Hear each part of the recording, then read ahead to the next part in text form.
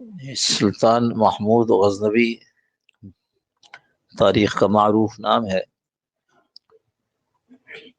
اور ہمارے بر صغیر کے لوگوں کا اس کے ساتھ جو تعلق ہے وہ اس کے ان سفروں کی وجہ سے ہے جو اس نے غزنی، جو آج افغانستان میں ہے، وہاں سے اپنی فوجوں کے ساتھ ہندوستان میں مسلمانوں کی مدد کے لیے کیا۔ تاریخ میں یہ شخصیات، چاہے وہ غزنوی ہوں، چاہے ابدالی ہوں، چاہے محمد ابن قاسم ہوں، یہ بالکل غیر متنازع رہی، لیکن انٹرنیٹ کے آنے سے یہاں ہر شخص مفکر اور محقق بن گیا۔ ڈاکٹر حمید اللہ رحمۃ اللہ علیہ ہوتے تھے، نو مسلم تھے، فرانس کے تھے۔ صحیفہ ابن حمام حدیث یہ کتاب، وہ اس پر انہوں نے کام کیا۔ بالکل ابتدائی صفحات پر لکھا ہے کہ آج کل کے لوگ بڑے محقق بنتے ہیں، ان کو کیا پتا کہ تحقیق کیا ہوتی ہے۔ یہ تو جب پیچھے جائیں گے تو پتہ چلے گا کہ تحقیق کیا ہوتی ہے، ایک ایک چیز کے لیے کتنا سفر کرنا پڑتا تھا، اور اس کتاب کے حصول کے لیے کہ کتاب یہ بات سچی ہے یا جھوٹ، کتنے کتابوں کو دیکھنا پڑتا تھا، کتنی لائبریریوں کا، کتنے مکتبوں کو سفر کرنا پڑتا تھا۔ اور بھی چیزیں انہوں نے لکھی ہیں۔ تو یہ جب سے یہ ہو گیا، گھر بیٹھے ہوئے ہر شخص جو ہے وہ انٹرنیٹ کی اس سے، اور اس کی معلومات صرف دو چیزوں تک ہے، ایک گوگل اور ایک ویکیپیڈیا، اور کہتے ہیں میں بڑا محقق ہوں۔ اس کے بعد سے یہ مسئلہ چل پڑا کہ جی یہ لوگ تو اچھی نیت سے نہیں آئے تھے، اس کی بیک آف دا مائنڈ پیچھے کیا ہے؟ پیچھے وہی مقامی غیر مقامی کا جھگڑا ہے، وہی عصبیت جاہلیہ کہ جی یہ تو وہاں سے ہمیں لوٹ مار کرنے کے لیے آئے تھے، نعوذ باللہ من ذالک۔ غزنوی سبکتگین کا بیٹا تھا، لیکن لوگ یہ کہا کرتے کہ تو اس کا سگا بیٹا نہیں ہے، لے پالک ہے، اور اس کے پاس کوئی ذریعہ نہیں تھا اس کی تصدیق کا۔ تو متفکر رہتا تھا، سوچتا تھا کہ پتہ نہیں میں صحیح ہوں یا نہیں ہوں، مطلب میں اب سگا بیٹا ہوں یا لے پالک ہوں۔ ایسے ہی ایک اور خلجال اس کے دماغ میں تھا، اور وہ یہ کہ یہ جو حدیث آتی ہے انما العلماء ورثۃ الانبیاء، جس کا میں نے تذکرہ کیا، ان العلماء الورثۃ الانبیاء، تو سوچتا تھا کہ ہم جو بادشاہ لوگ ہیں، ہم جو بڑے اس طرح کے لوگ ہیں، دیندار بھی ہیں، تو حضور صلی اللہ تعالی علیہ وسلم نے ہمیں کیوں اپنا وارث قرار نہیں دیا کہ ہم دینی کام بھی کرتے ہیں، اسلام کے سپاہی بھی ہیں، اور ہمیں اللہ نے دنیا کی چیزیں بھی دی ہیں۔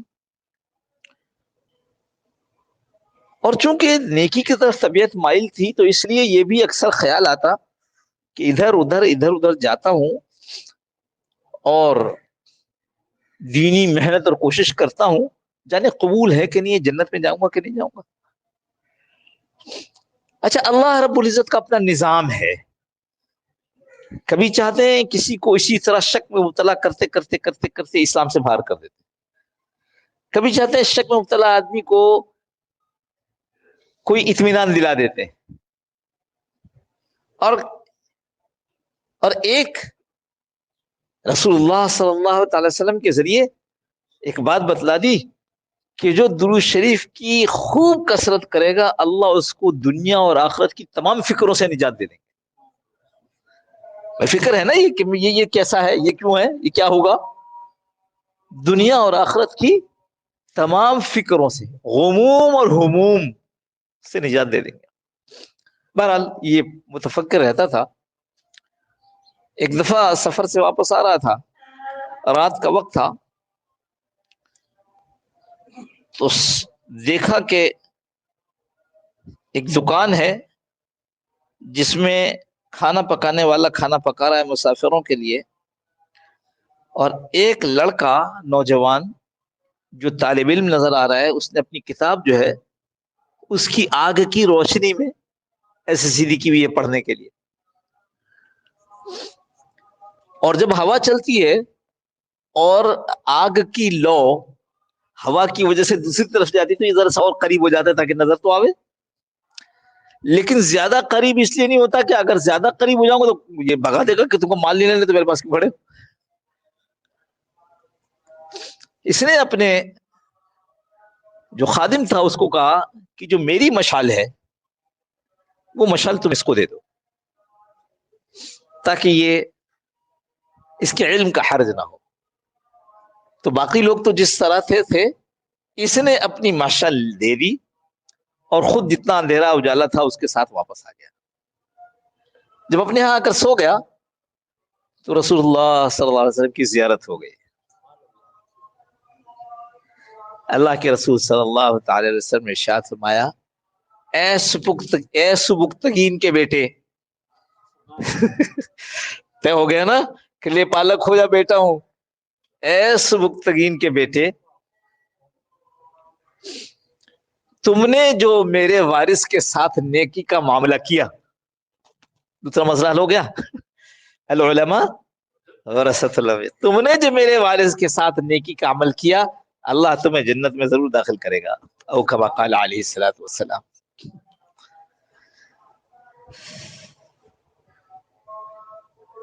یہ عجیب بات ہے کہ لوگ علماء کو قتل کر کے یا قتل ہوتا ہوا دیکھ کر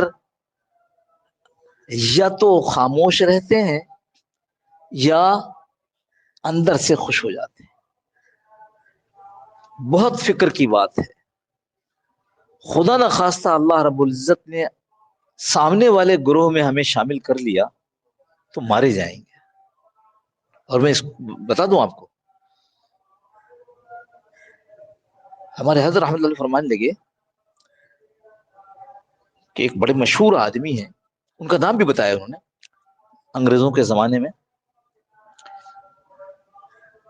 اخیر زمانہ تھا انگریزوں کا، اور وہ حضرت امام ابو حنیفہ پر تنقید ہی نہیں کیا کرتے تھے بلکہ تہمت لگایا کرتے تھے کہ یہ اپنے باپ کی ناجائز اولاد ہے.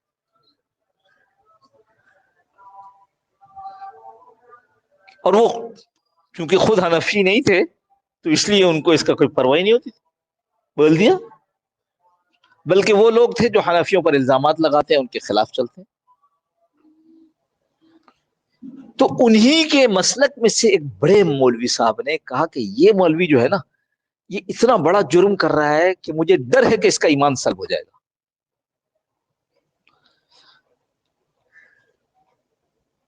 کچھ عرصے کے بعد مرزا قادیانی کا ظہور ہو گیا، ظہور کیا کہیں گے، خروج ہو گیا. اس نے دعویٰ کر دیا نبوت کا، اور یہ صاحب جو ہیں وہ اس کے ساتھ ہو گئے.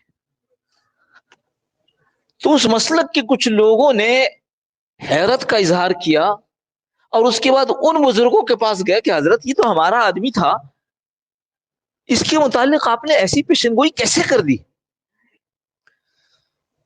تو فرمایا کہ امام ابو حنیفہ رحمۃ اللہ علیہ سے ہمیں فقہی اختلاف ہے، لیکن اس کا مطلب یہ نہیں ہے کہ ہم ان کے متعلق اس طرح کی بات کریں، کیونکہ جو اس طرح ولی کے خلاف دشمنی کرے گا اللہ اس کے ساتھ، اللہ کا اعلان جنگ ہے اس کے ساتھ. اور یاد رکھو جب طاقتور دشمن ہو تو وہ اپنے دشمن کی سب سے بڑی اور قیمتی چیز پر حملہ کرتا ہے. اللہ نے اس کی سب سے قیمتی چیز ایمان پر حملہ کیا اور لے گئے. تو یہ تو پتہ چل گیا کہ وہ قادیانی پر ایمان لے آئے لہذا دار اسلام سے خارج ہو گئے. کتنے ایسے ہیں جو دل دل میں اس پر خوش ہوتے ہیں اور دل دل میں اس پر خوش ہو کر کے دنیا سے رخ ہو جاتے ہیں، اور پاس پڑوس والے کیا اولاد کو بھی یہ پتہ نہیں ہوتا کہ آخری وقت میں ایمان کے بغیر چلے گئے. اللہ نے ایمان چھین لیا تھا.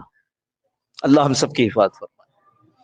کبھی ایک بات عرض کر دوں، اگر کوئی مولوی بہت برائی کر سمجھ رہا ہے मौलवी आलिम दीन, जिसने कुरान और हदीस का इल्म अपने सीने में महफूज रखा है, तो भी हमें उसको बुरा भला कहने की इजाजत नहीं है।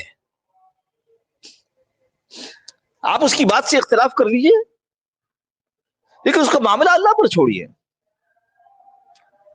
किसी किसी के मुतालिक बात हो रही थी, ऐसे हो गया, ऐसे हो गया, यूं हो गया, यूं हो गया, यूं हो गया। अब तो पता नहीं चलता कि ये भी मौलवी है, पहले इनके इतने मानने वाले थे, अब तो कोई भी ना रहा, अब तो सिर्फ मीडिया वाले हैं फलाने। नहीं कहो, तुम कह रहे हो ये उनकी गिबत कर रहे हो,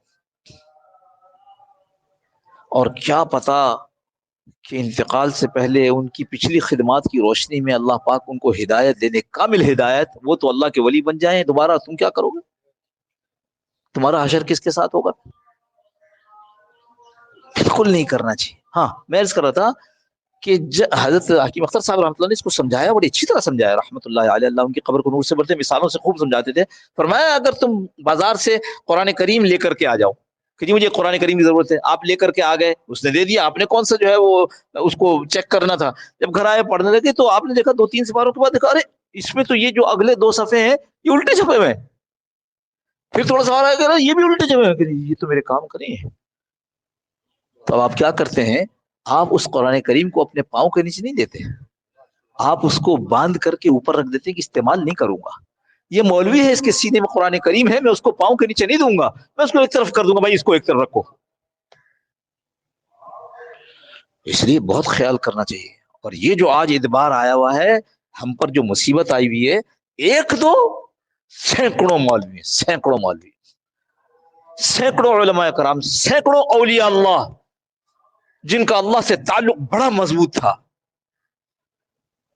वो यूं अल्लाह अकबर कहकर हाथ बांधते थे नमाज की, और आंसुओं की झड़ी आंखों से हो जाती थी।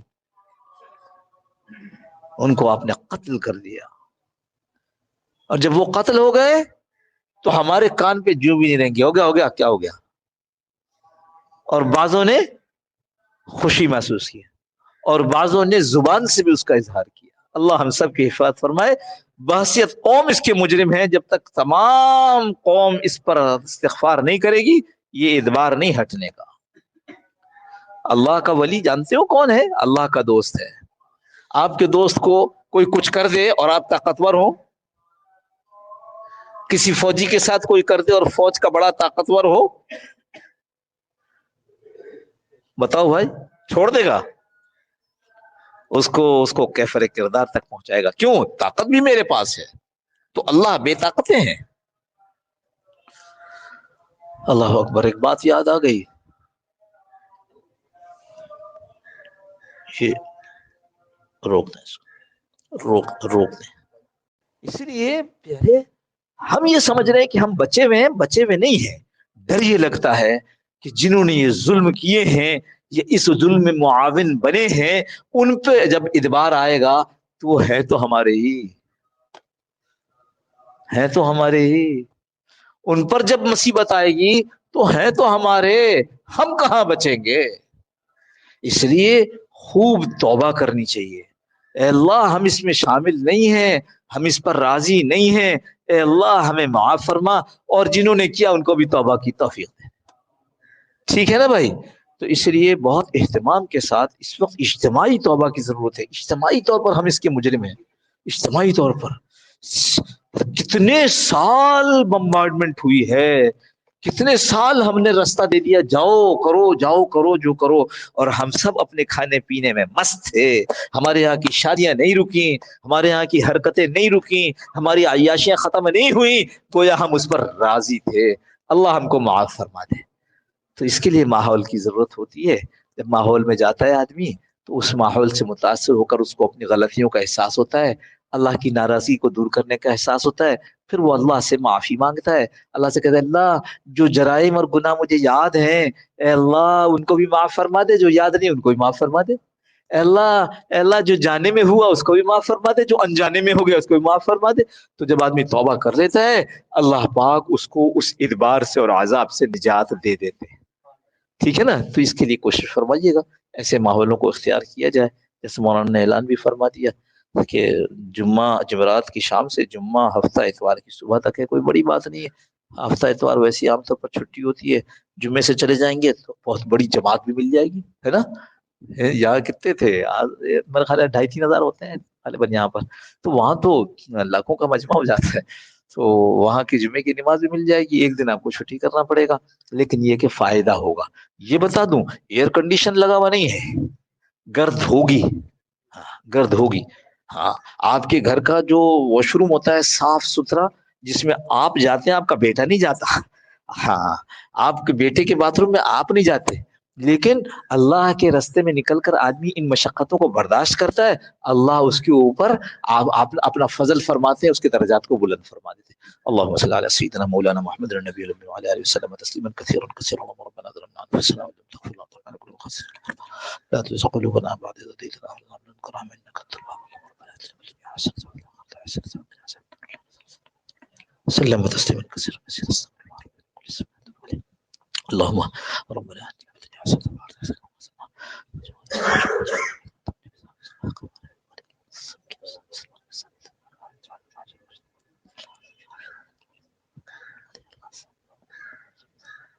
اللهم ربنا تقبل منا انك انت السميع العليم وتب علينا يا مولانا انك انت التواب الرحيم، صلی اللہ تعالی علی خیر خلقہ محمد وعلى اله وصحبه اجمعین برحمتک یا ارحم الراحمین۔ ایک بات سن لیجیے،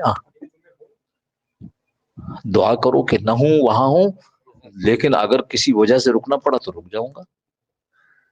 یہ آپ نے سوال ایسا کر لیا کہ آپ چاہتے ہیں کہ اگلے جمعے یہاں کوئی بھی نہ آئے ان لوگوں میں سے۔ اچھا، عرض کر رہا تھا جی، کچھ کہہ تشریف رکھیے، خیریت ہے نا؟ بس میں یہی دعا کرتا ہوں کہ اللہ ہم سب کی ساری دعا کو قبول کر لے، ٹھیک ہے جی۔ اچھا، اللہ آسانی فرما۔ ابھی دعا دوبارہ کرتے ہیں، ابھی دعا دوبارہ کرتے ہیں۔ مجھے آپ کی پریشانی کا احساس ہے کہ آپ نے بھائی کا آدمی جو ہے ادھر ادھر ہو جائے، جی انشاءاللہ۔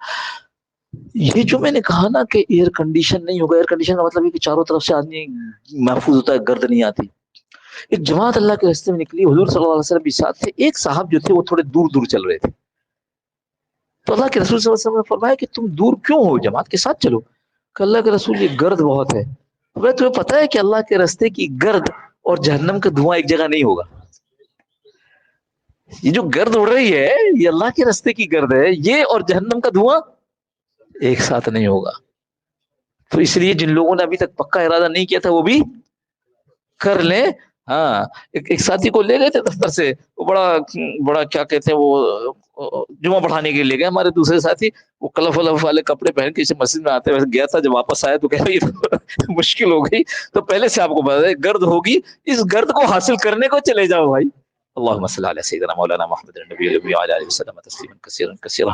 اللہ یہ بھائی جن کا بھائی عبدالحفیظ 15 دن سے لاپتہ ہے، ذہنی معذور ہے، اللہ یہ بھی اور جیسے پتہ نہیں کتنے لوگ کیسی کیسی مشکلات میں پھنسے ہوئے، اللہ اپنے فضل سے ان کی مشکلات کو آسان فرما دے، اللہ اپنے فضل سے ان کے سب مسائل کو حل فرما دے، اللہ دنیا کے کونے کونے میں جہاں جہاں تیرا نام لیوا کہیں پھنس گیا، اللہ تیرے امتی، تیرے نبی کا امتی کہیں پھنس گیا، اللہ کسی صورت سے پھنس گیا ہے، کسی مسئلے میں آ گیا ہے، کسی گرداب میں آیا، اللہ کردہ میں آیا ہے، نہ کردہ میں آیا، اللہ تو سب کو اس گرداب سے نکال دے، اللہ عافیت کے ساتھ سب کے سارے مسائل کو حل فرما دے۔